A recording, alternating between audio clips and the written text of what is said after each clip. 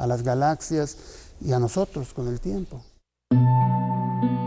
Como un globo hinchándose sin cesar, el tamaño del cosmos aumenta día tras día, incrementando por lo tanto nuestra distancia al resto de galaxias.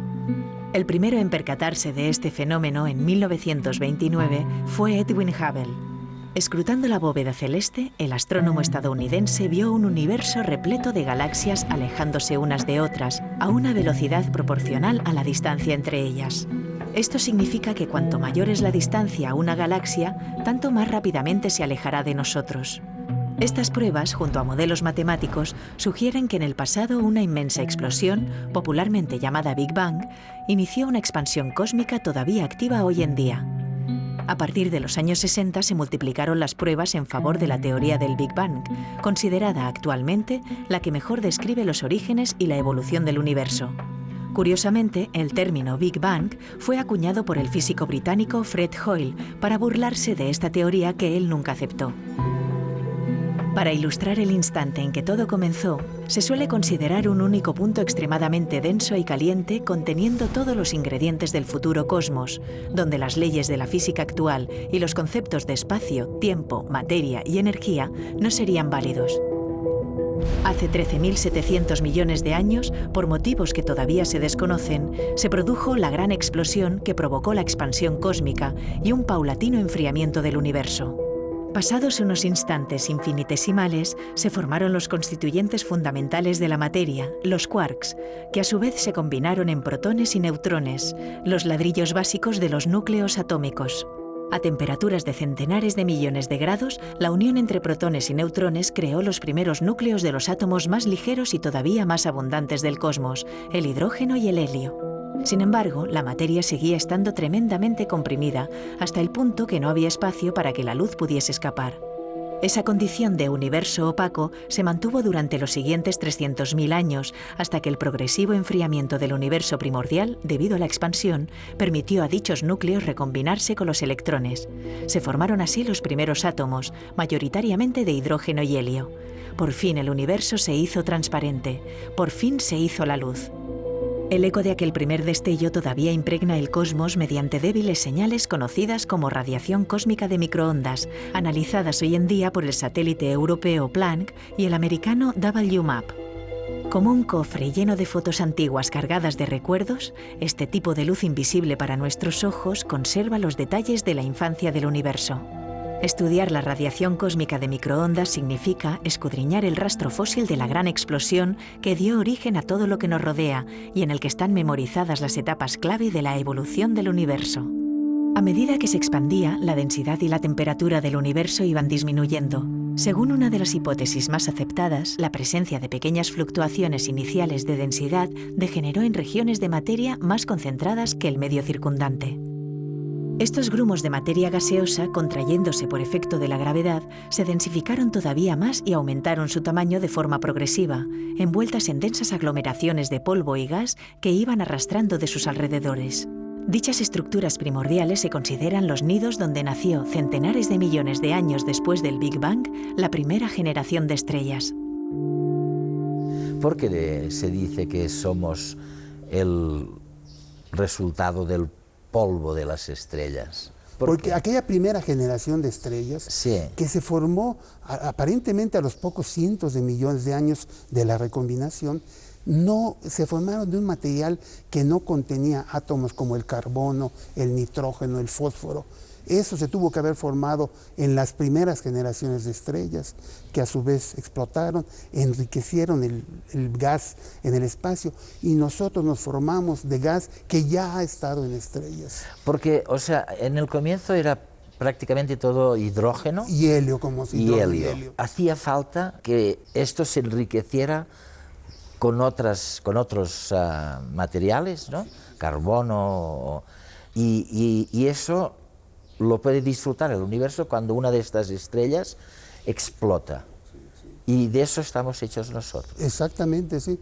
Se tiene que formar en el interior de las estrellas. Si no hubiera esa explosión, se quedaría ahí y no nos serviría. Entonces se fusionan átomos de hidrógeno para formar carbono, helio para formar carbono, explota y entonces ya está disponible. en el gas, para que las siguientes contracciones ya ocurran, no solo con hidrógeno y helio, que como bien dices, Eduardo, hubiera sido un universo muy aburrido, sino con carbono, nitrógeno, potasio, fósforo, todos los elementos. Una vez encendidas, las estrellas cuecen los elementos químicos en su interior, sintetizando átomos cada vez más pesados a lo largo de millones de años. Terminada su evolución, las estrellas mueren devolviendo dicho material al medio interestelar. Estos elementos serán atraídos por regiones repletas de polvo y gas que albergarán los primeros instantes de vida de las siguientes generaciones de estrellas, así como de otros objetos celestes como nuestra propia Tierra. Por esa razón, el estudio del nacimiento de los astros resulta esencial para entender de dónde venimos. ¿Y si nosotros os preguntáramos a los astrónomos, de verdad, qué es lo que habéis descubierto en los últimos años, en los últimos 2 siglos? ¿Qué me dirías y por qué orden? ¿Qué cosas os han sorprendido de una manera increíble? Bueno, a mí me gusta mucho un descubrimiento que ocurrió en 1995, que ya no requiere física nueva ni nada, pero es el hecho de que hay en esas otras estrellas que vemos en la noche, hay planetas, en muchas de ellas, y que cada vez se están descubriendo planetas que se aproximan más y más a algo parecido a la Tierra. Yo creo que este es un resultado sorprendente también, y que no hace 15 años nadie sabía esto, ¿no? Igual estas estrellas no tendrían ningún planeta, éramos una excepción en el universo. No, parece que no, parece que hay muchos planetas en muchas estrellas. Fantástico, ¿no? O sea, que tuvimos que aceptar que no éramos el centro del universo. ¿Eso quién fue el que lo descubrió? Bueno, que originalmente que no éramos, naturalmente, el centro del sistema solar, pues Copérnico. Copérnico. Luego, a principios del siglo pasado, Shapley demuestra que no somos el centro de la galaxia, estamos en una orilla de una galaxia de tantas, ¿no? Como que nos han ido degradando. ¿Y ahora? Pues somos un planeta de muchos que hay en el espacio. Fíjate. Y ahora lo que sigue, ¿verdad? Que quién sabe cuál sea la respuesta, es si no somos los únicos seres vivos o no somos los únicos seres inteligentes. Y igual esto se va a saber en 10 o 20 o 30 años.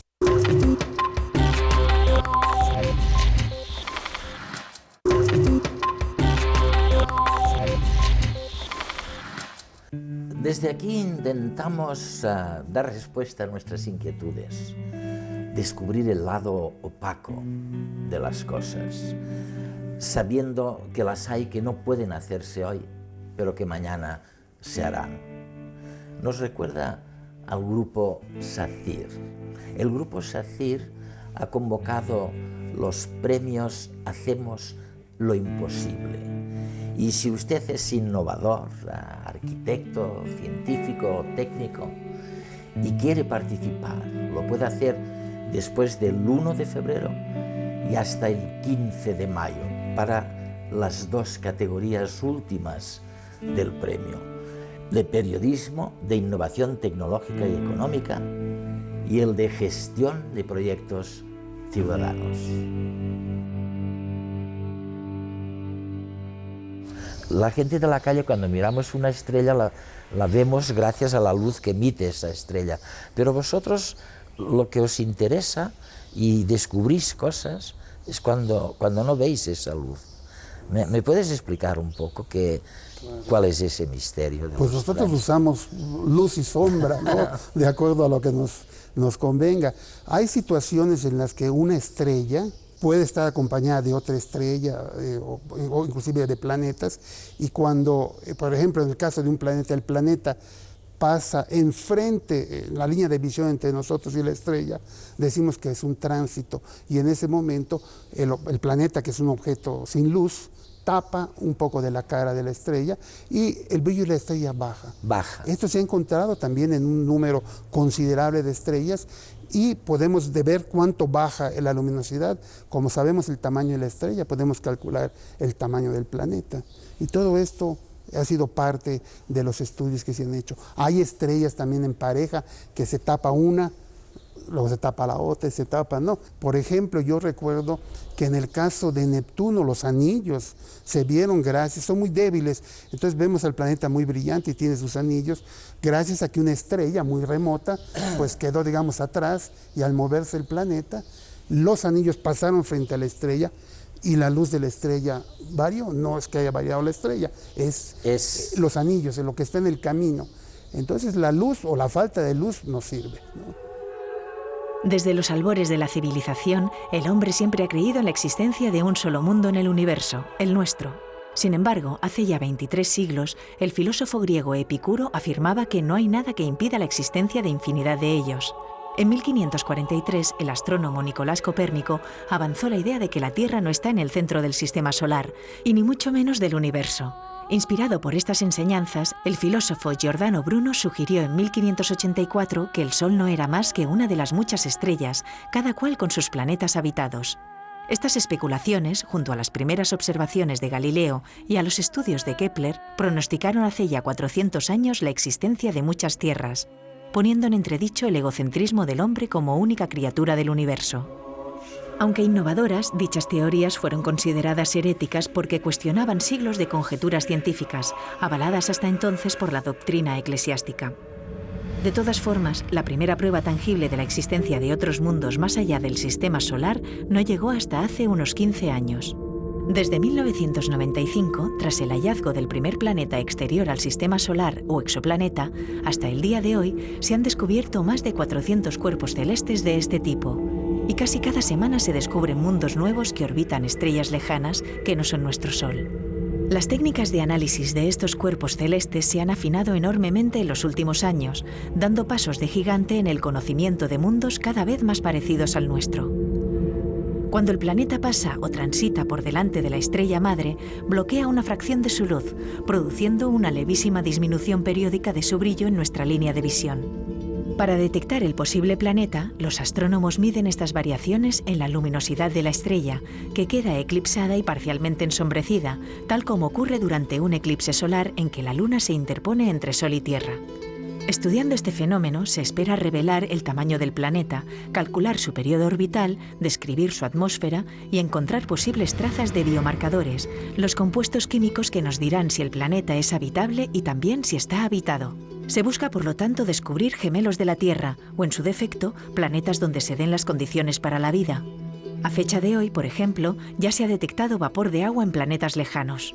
Su descubrimiento representa un paso fundamental, ya que es lo más parecido que se ha encontrado nunca al agua líquida, un elemento necesario para la existencia de vida extraterrestre. No obstante, la ausencia de posibles signos de actividad biológica no tiene por qué significar ausencia de vida, pues en otro mundo esta será, con toda seguridad, muy distinta de la terrestre. Si hemos llegado hasta aquí, ¿cuál sería el segundo descubrimiento que los cosmólogos estáis? Bueno, yo siento que el hecho de que el universo no solo se está expandiendo, sino que se está expandiendo cada vez más rápido, de manera acelerada. Algo que no entendemos porque pensábamos que era la fuerza de gravedad la que dominaba a grandes escalas y la fuerza de gravedad frena. Entonces, que esta expansión se iba a ir frenando, quizá inclusive regresar, o si no, pues continuar expandiéndose, pero cada vez más lentamente. Y no, encontramos que en los últimos 5.000 millones de años la expansión se ha comenzado a acelerar. Y esto, los astrónomos queríamos que desaparezcan esos resultados, que alguien demostrara que estaban mal, pero no, se han ido confirmando y parece que el universo es así. Se han ido confirmando porque habéis tenido que descubrir algo que no habéis sabido detectar todavía. Primero la materia oscura, creo, ¿no? Que explicaría el que hay mucha más materia de la materia normal a la que estamos acostumbrados. Oye, explícanos primero esta historia de la materia oscura. ¿Qué es esta materia? Esta materia que no es como la materia que conocíamos. Que no es como la materia, definitivamente no es la materia que conocemos. Es una materia que se descubrió dándose cuenta, por ejemplo, que las galaxias como nuestra galaxia rotaban en las partes de afuera demasiado rápido y sin embargo no salían disparadas volando, sino que algo las estaba manteniendo así atrapadas. Y de los estudios de esta dinámica, de estos movimientos, se encuentra que además de la materia normal hay 10 veces más de una cosa que no sabemos qué es.